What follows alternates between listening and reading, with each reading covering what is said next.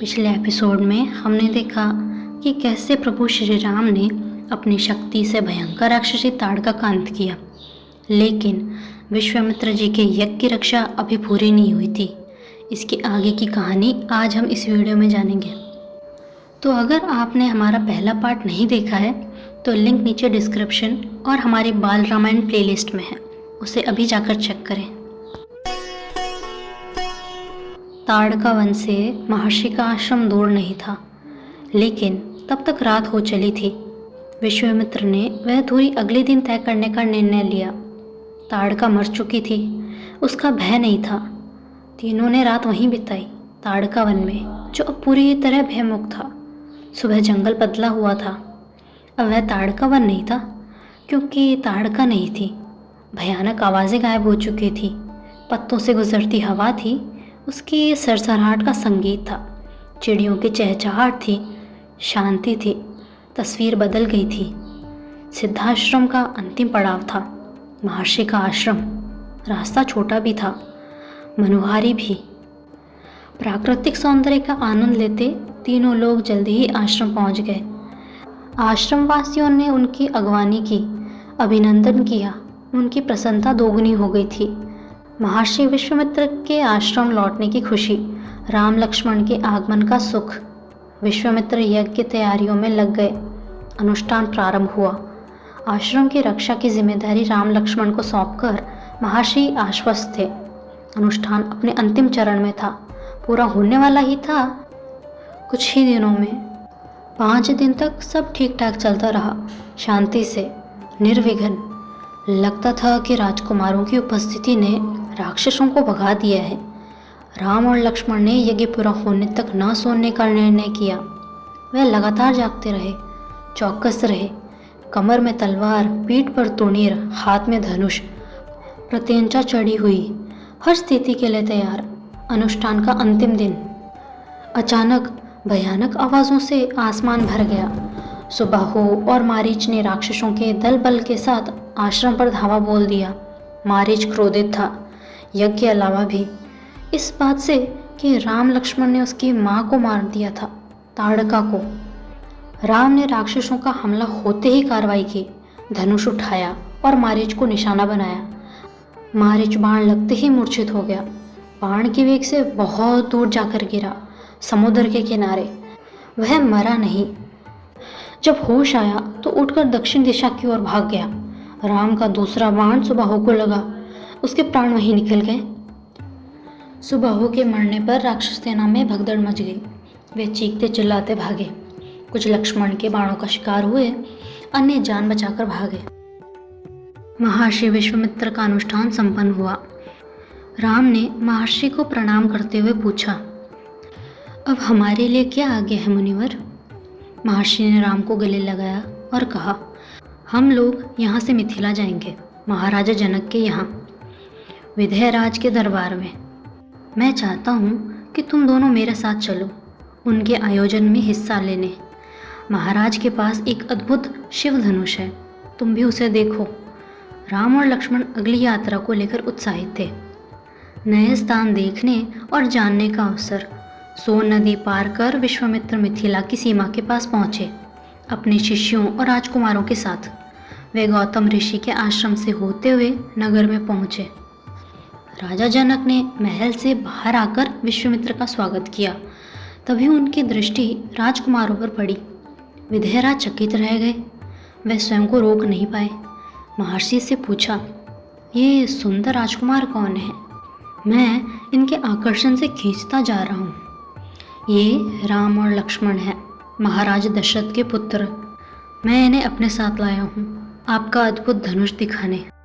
विदेहराज ने महर्षि, उनके शिष्यों और राजकुमारों के ठहरने की व्यवस्था की, एक सुंदर उद्यान में। अगले दिन सभी आमंत्रित लोग, ऋषि मुनि और राजकुमार यज्ञशाला में उपस्थित हुए। वहाँ महर्षि ने फिर धनुष का उल्लेख किया। महाराज जनक ने अपने अनुचरों को आज्ञा दी, शिव धनुष को यज्ञशाला में लाया जाए। शिव धनुष सचमुच विशाल था, लोहे की पेटी में रखा हुआ था। पेटी में पहिए लगे हुए थे, 8 पहिए। उसे उठाना लगभग असंभव था। पहियों के सहारे खिसकाकर उसे एक से दूसरी जगह ले जाया जाता था। अनुचर मुश्किल से उसे खींचते हुए यज्ञशाला में लाए। धनुष देखते ही विधेयराज एक पल के लिए उदास हो गए।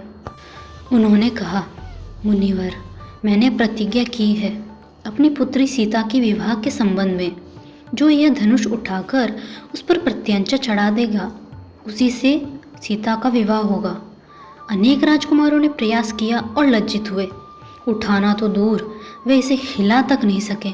प्रत्यंचा क्या चढ़ा दें? विधेयराज का संकेत समझकर महर्षि विश्वामित्र ने राम से कहा, उठो वत्स, यह धनुष देखो। राम ने सिर झुकाकर गुरु की आज्ञा स्वीकार की।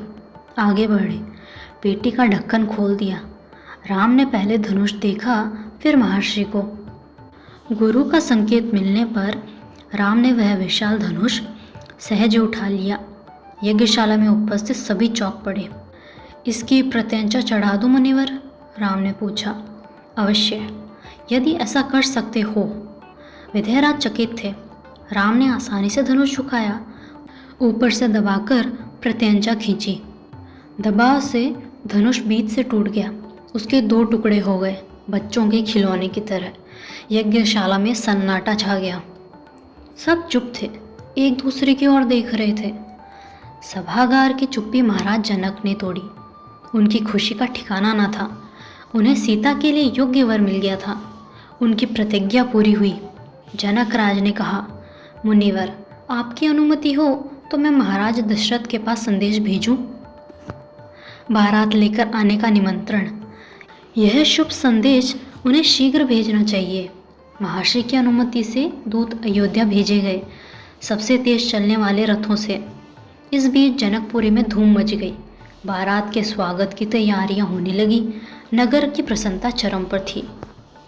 महाराज जनक का संदेश मिलते ही अयोध्या में भी खुशी छा गई। आनन फानन में बारात तैयार हुई। हाथी, घोड़े, रथ, सेना।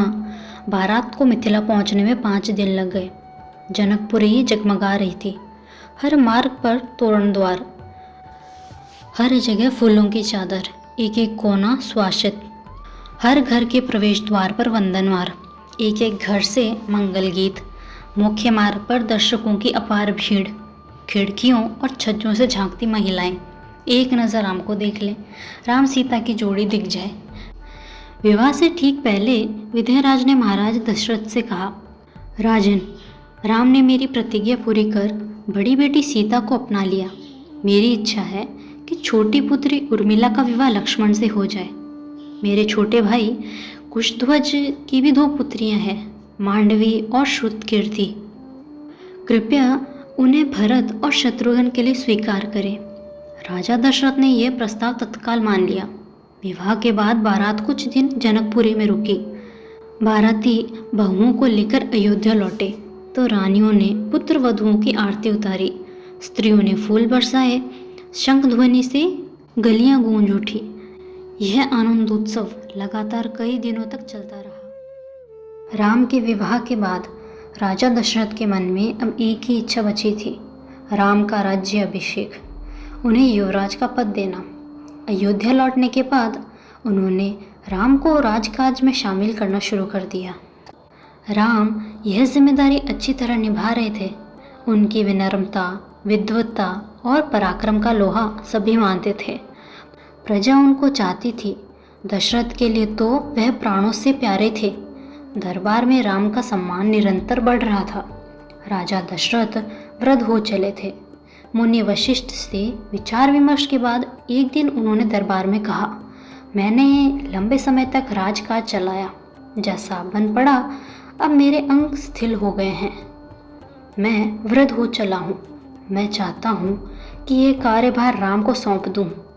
अगर आप सब सहमत हो तो राम को युवराज का पद दे दिया जाए। अगर आपकी राय इससे भिन्न है तो मैं उस पर विचार करने को तैयार हूँ। सभा ने तुमुल ध्वनि से राजा दशरथ के प्रस्ताव का स्वागत किया। राम की जय जयकार होने लगी। दशरथ थोड़ी देर तक सुनते रहे, संतोष के साथ। उन्होंने कहा, शुभ काम में देरी नहीं होनी चाहिए। मेरी इच्छा है कि राम का राज्याभिषेक कल सुबह कर दिया जाए। यह समाचार पलक झपकते पूरे नगर में फैल गया। हर जगह बस यही चर्चा थी।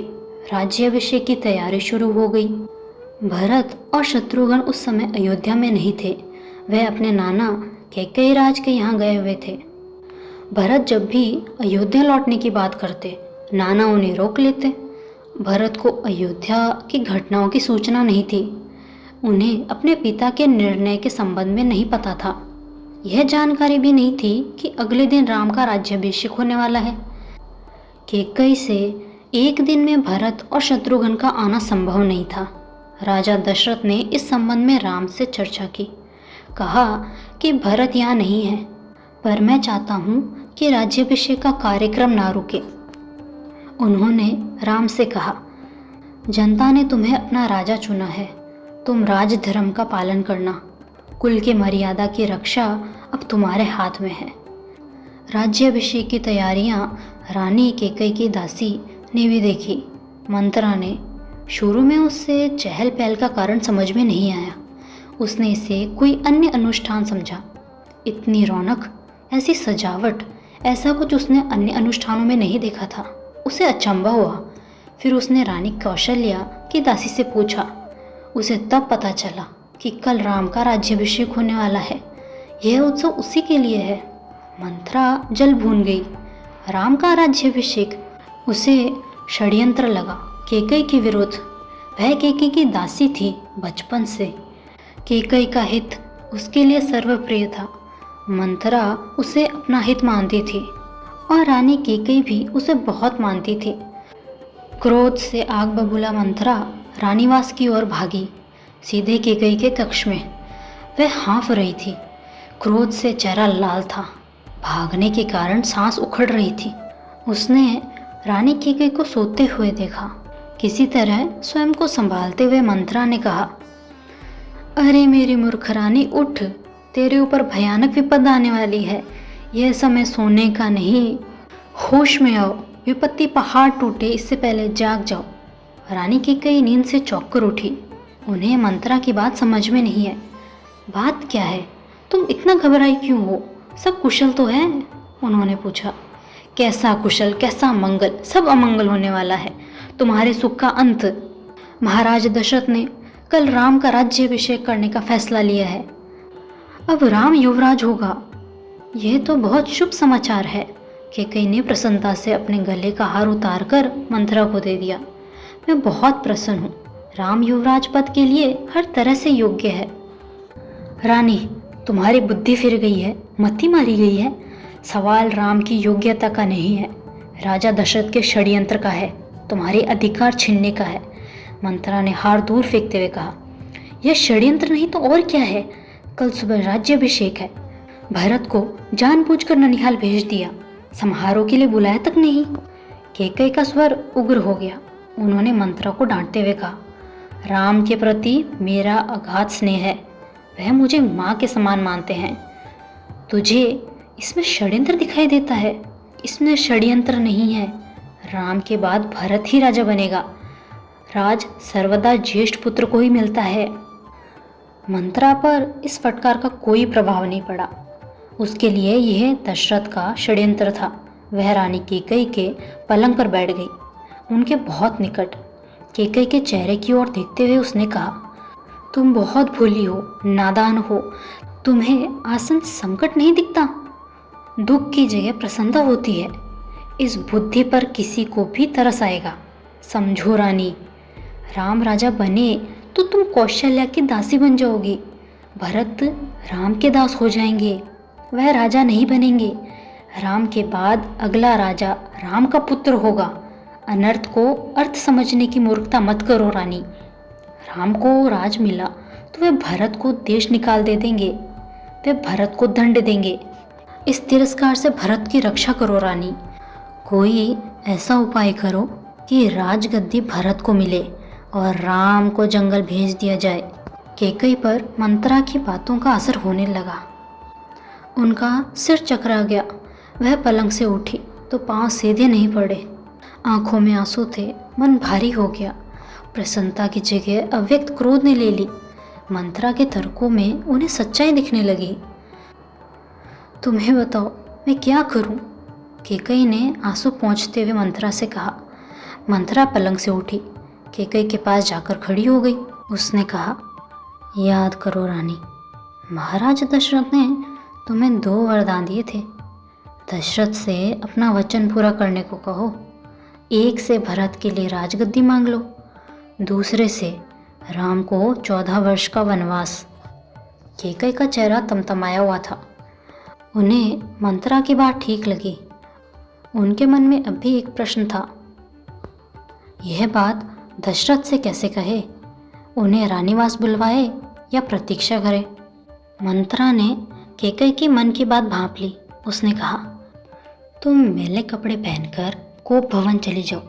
महाराज दशरथ आए तो उनकी ओर मत देखो, बात मत करो। तुम उनकी प्रिय रानी हो, तुम्हारा दुख देख नहीं पाएंगे। बस उसी समय तुम उन्हें पिछली बातें याद दिलाना, दोनों वचन मांग लेना। मैं ऐसा ही करूँगी, महाराज का षड्यंत्र सफल नहीं होने दूंगी। मंत्रा का लक्ष्य पूरा हो गया था। चलते चलते उसने रानी केकई से कहा, राम के लिए 14 वर्ष से कम वनवास मत मांगना। भरत इतने समय में राजकाज संभाल लेंगे। जब तक राम लौटेंगे लोग उन्हें भूल चुके होंगे। अब जल्दी करो रानी, समय बहुत कम है। रानी को भवन चली गई। मंथरा रानीवास से निकल गई। दिन भर की गहमागहमी के बाद महाराज दशरथ को रानियों की याद आई। तुरंत रानीवास की ओर चल पड़े, उन्हें शुभ समाचार देने। सबसे पहले वह केकई के कक्ष में गए। केकई वहाँ नहीं थी। प्रतिहारी से पूछा तो पता चला कि वे कोप भवन में है। दशरथ को चिंता हुई, केकई कोप भवन में, परंतु क्यों? क्या इसलिए कि उन्हें अब तक सूचना नहीं मिली? मैं उसे अवश्य मना लूँगा, दशरथ ने सोचा। दशरथ कोप भवन का दृश्य देखकर हैरान हो गए। उन्हें कुछ समझ में नहीं आया। ज़मीन पे केकई लेटी हुई थी, बाल बिखरे हुए, गहने कक्ष में बिखरे हुए थे, कपड़े मैले। तुम्हें क्या दुख है? क्या हुआ है तुम्हें? मुझे बताओ। अस्वस्थ हो? दशरथ ने कई सवाल पूछे, कोई उत्तर नहीं मिला। केकई रोती रही। तुम मेरी सबसे प्रिय रानी हो, मैं तुम्हें प्रसन्न देखना चाहता हूँ। तुम्हारी खुशी के लिए मैं कुछ भी कर सकता हूँ, कुछ भी। धरती आसमान एक कर सकता हूँ। दशरथ ने केकई को मनाने का बहुत प्रयास किया। उत्तर उन्हें फिर भी नहीं मिला। दशरथ भी भूमि पर बैठ गए, विनती करते रहे। हाँ, मैं बीमार हूँ, केकई ने कहा। मैं अपनी बीमारी के संबंध में आपको बताऊंगी, लेकिन पहले आप एक वचन दें। मैं जो मांगूं उसे आप पूरा करेंगे। राजा ने तत्काल हामी भर दी। कहा, मैं राम की सौगंध खाकर कहता हूँ, तुम्हारी हर इच्छा पूरी होगी। महाराज दशरथ ने राम की सौगंध ली तो केकई उठकर बैठ गई। आप मुझे वे दोनों वरदान दीजिए जिसका संकल्प आपने वर्षों पहले रणभूमि में लिया था। महाराज दशरथ ने हामी भरी। कल सुबह राज्याभिषेक भरत का हो, राम का नहीं, केकई ने कहा। दशरथ भौचक्का रह गए। उन पर वज्रपात सा हुआ। थोड़ा रुककर केकई बोली, राम को 14 वर्ष का वनवास हो। दशरथ का चेहरा सफ़ेद पड़ गया। अवाक रह गए, सिर चकराने लगा। वे मूर्छित होकर गिर पड़े। कुछ देर में राजा को होश आया। केकई की ओर देखा, बड़े कातर भाव से बोले, यह तुम क्या कह रही हो? मुझे विश्वास नहीं होता कि मैंने सही सुना है। केकई अड़ी रही। दशरथ केकई की मांग को अस्वीकार करते रहे, अनर्थ बताते रहे। तब केकई ने अंतिम हथियार चलाया। अपने वचन से पीछे हटना रघुकुल का अनादर है। आप ऐसा कर सकते हैं, पर तब आप दुनिया को मुंह दिखाने योग्य नहीं रहेंगे। रही मेरी बात, आप वरदान नहीं देंगे तो मैं विष पीकर आत्महत्या कर लूँगी। यह कलंक आपके माथे होगा। राजा दशरथ यह सुन नहीं सके, दोबारा बेहोश हो गए। रात भर बेसुध पड़े रहे। बीच बीच में होश आता। वह केकई को समझाते, गिड़गिड़ाते, धमकाते, डराते, पर केकई टस से मस नहीं हुई। सारी रात इसी तरह बीत गई। कोप भवन के घटनाक्रम की जानकारी बाहर किसी को नहीं थी। यद्यपि सभी सारी रात जागे थे। कैकेयी अपनी जिद पर अड़ी रही। राजा दशरथ उन्हें समझाते हुए, नगरवासी राज्याभिषेक की तैयारी करते हुए। गुरु वशिष्ठ की आंखों में नींद नहीं थी। आखिर राम का राज्याभिषेक था। दिन चढ़ने के साथ चहल पहल और बढ़ गई। हर व्यक्ति शुभ घड़ी की प्रतीक्षा में। महामंत्री सुमंत्र कुछ असहज थे।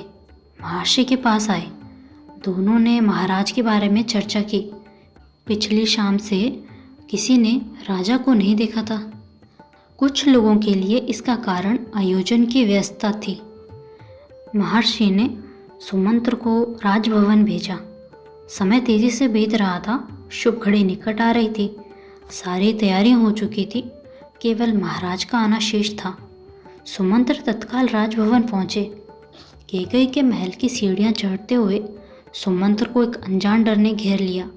अंदर पहुंचे तो देखा कि महाराज पलंग पर पड़े हैं, बीमार, दीनहीन। सुमंत्र का मन भांपते हुए कैकेयी ने कहा, चिंता की कोई बात नहीं है मंत्रीवर। महाराज राज्याभिषेक के उत्साह में रात भर जागे हैं। वे बाहर निकलने से पूर्व राम से बात करना चाहते हैं। कैसी बात? सुमंत्र ने पूछा। मैं नहीं जानती। अपने मन की बात वे राम को ही बताएंगे। आप उन्हें बुला लाइए। दशरथ ने बहुत क्षीण स्वर में राम को बुलाने की आज्ञा दी। सुमंत्र के मन में कई तरह की आशंकाएं थी, पर वे उन्हें टालते रहे। राम के निवास के बाहर भारी भीड़ थी। लक्ष्मण भी वहीं थे। भवन को सजाया गया था। उसकी चमक देखने योग्य थी। सुमंत्र को देखकर कोलाहल बढ़ गया। लोगों के लिए यह एक संकेत था, राज्याभिषेक के लिए राम को आमंत्रित करने का। सुमंत्र ने कहा, राजकुमार, महाराज ने आपको बुलाया है। आप मेरे साथ ही चलें। कुछ ही पल में राम वहां पहुंच गए। लक्ष्मण साथ थे। दोनों भाई विस्मित थे। वे राजसी वस्त्रों में थे, सजे धजे। लोग जय जयकार करने लगे। पुष्प वर्षा होने लगी। राजकुमार समझ नहीं पा रहे थे कि महाराज ने उन्हें अचानक क्यों बुलाया। लोग समझ रहे थे कि राम राज्याभिषेक के लिए जा रहे हैं। महल में पहुंचकर राम ने पिता को प्रणाम किया, फिर माता कैकेयी को। राम को देखते ही राजा दशरथ बेसुध हो गए। उनके मुंह से एक हल्की सी आवाज़ निकली, राम। उन्हें होश आया, तब भी वे कुछ बोल नहीं सके। थोड़ी देर तक चुप्पी रही, असहज सन्नाटा। कोई कुछ नहीं बोल रहा था तो राम ने पिता से पूछा, क्या मुझसे कोई अपराध हुआ है? कोई कुछ बोलता क्यों नहीं? आप ही बताइए माते। महाराज दशरथ ने मुझे एक बार 2 वरदान दिए थे। मैंने कल रात वही दोनों वर मांगे, जिससे वे पीछे हट रहे हैं। यह शास्त्र सम्मत नहीं है, रघुकुल की नीति के विरुद्ध है। कैकेयी ने बोलना जारी रखा, मैं चाहती हूँ कि राज्याभिषेक भरत का हो और तुम 14 वर्ष वन में रहो। महाराज, यही बात तुमसे कह नहीं पा रहे हैं। राम संयत रहे। उन्होंने दृढ़ता से कहा, पिता का वचन अवश्य पूरा होगा। भरत को राजगद्दी दी जाए, मैं आज ही वन चला जाऊंगा। राम की शांत और सधी हुई वाणी सुनकर कैकेयी के चेहरे पर प्रसन्नता छा गई। उनकी मनोकामना पूर्ण हुई। राजा दशरथ चुपचाप सब कुछ देख रहे थे। कैकेयी की ओर देखते हुए उनके मुंह से बस एक ही शब्द निकला, धिक्कार। कैकेयी के महल से निकलकर राम सीधे अपनी माँ के पास गए। उन्होंने माता कौशल्या को कैकेयी भवन का विवरण दिया और अपना निर्णय सुनाया। राम वन जाएंगे। कौशल्या यह सुनकर सुध खो बैठे। लक्ष्मण अब तक शांत थे, पर क्रोध से भरे हुए। राम ने समझाया, उनसे वन जाने की तैयारी के लिए कहा। कौशल्या का मन था कि वह राम को रोक ले, वन ना जाने दे, राजगद्दी छोड़ दे, पर वह अयोध्या में रहे। उन्होंने कहा, पुत्र, यह राज्य आज्ञा अनुचित है, उसे मानने की आवश्यकता नहीं है। राम ने उन्हें नम्रता से उत्तर दिया, यह राज्य आज्ञा नहीं है, पिता की आज्ञा है। उनकी आज्ञा का उल्लंघन मेरी शक्ति से परे है। आप मुझे आशीर्वाद दें। लक्ष्मण से राम का संवाद जारी रहा। राम ने वन गमन को भाग्यवश आया उलटफेर कहा। लक्ष्मण इससे सहमत नहीं थे, वे उसे कायरों का जीवन मानते थे। उन्होंने राम से कहा, आप बाहुबली से अयोध्या का राज सिंहासन छीन ले, देखता हूँ कौन विरोध करता है। अधर्म का सिंहासन मुझे नहीं चाहिए, मैं वन जाऊँगा। मेरे लिए तो जैसा राज सिंहासन वैसा ही वन। कौशल्या ने स्वयं को संभाला, उठी और राम को गले लगा लिया। वे राम के साथ वन जाना चाहती थी। राम ने मना कर दिया, कहा कि वृद्ध पिता को आपके सहारे की अधिक आवश्यकता है। कौशल्या ने राम को विदा करते हुए कहा, जाओ पुत्र, दसों दिशाएं तुम्हारे लिए मंगलकारी हो, मैं तुम्हारे लौटने तक जीवित रहूंगी। कौशल्या भवन से निकलकर राम सीता के पास गए, सारा हाल बताया, विदा मांगी, माता पिता की आयु का उल्लेख किया, उनकी सेवा करने का आग्रह किया। कहा, प्रिय तुम निराश मत होना, 14 वर्ष के बाद हम फिर मिलेंगे। राम के वनगमन का समाचार तब तक सीता के पास नहीं पहुंचा था। राम को देखकर कुछ आशंका हुई, अनिष्ट की। राम ने विदा मांगी तो सीता व्याकुल हो गई, क्रोधित भी हुई, निर्णय पर प्रतिवाद किया। राम नहीं माने तो सीता ने उनके साथ जंगल जाने का प्रस्ताव रखा। सीता ने कहा, मेरे पिता का आदेश है कि मैं छाया की तरह हमेशा आपके साथ रहूं। अंत राम को उनकी बात माननी पड़ी। तभी लक्ष्मण भी वहां आ गए, वह भी साथ जाने को तैयार थे। राम ने उन्हें इसकी स्वीकृति दे दी, शीघ्र तैयारी करने को कहा। राम चाहते थे कि सीता वन ना जाए, अयोध्या में रहे। वे इसकी अनुमति दे चुके थे, फिर भी उन्होंने एक और प्रयास किया। सीते, वन का जीवन बहुत कठिन है, न रहने का कोई ठीक स्थान, न भोजन का ठिकाना, कठिनाइयाँ कदम कदम पर। तुम महलों में पली हो, ऐसा जीवन कैसे जी सकोगी? सीता ने उत्तर नहीं दिया, मुस्कुरा दी। उन्हें पता था कि राम अपने दिए वचन से पलट नहीं सकते। राम वन जा रहे हैं, यह समाचार पूरे नगर में फैल चुका था। नगरवासी दशरथ और केके को धिक्कार रहे थे। कुछ देर पहले तक जहाँ उत्सव की तैयारियां थी, वहाँ उदासी ने घर कर लिया। सड़कें गीली थी लोगों के आंसुओं से। इच्छा थी कि राम सीता वन ना जाएं। वे उन्हें रोकना चाहते थे पर बेबस थे। राम, सीता और लक्ष्मण जंगल जाने से पहले पिता का आशीर्वाद लेने गए। महाराज दशरथ दर्द से करहा रहे थे। तीनों रानियां वहीं थी, मंत्री आसपास थे। मंत्रीगण रानी कैकेयी को अब भी समझा रहे थे। शुद्ध थे और तर्क का साथ नहीं छोड़ना चाहते थे। ज्ञान, दर्शन, नीति, रीति, परंपरा सबका हवाला दिया। कैकेयी अड़ी रही।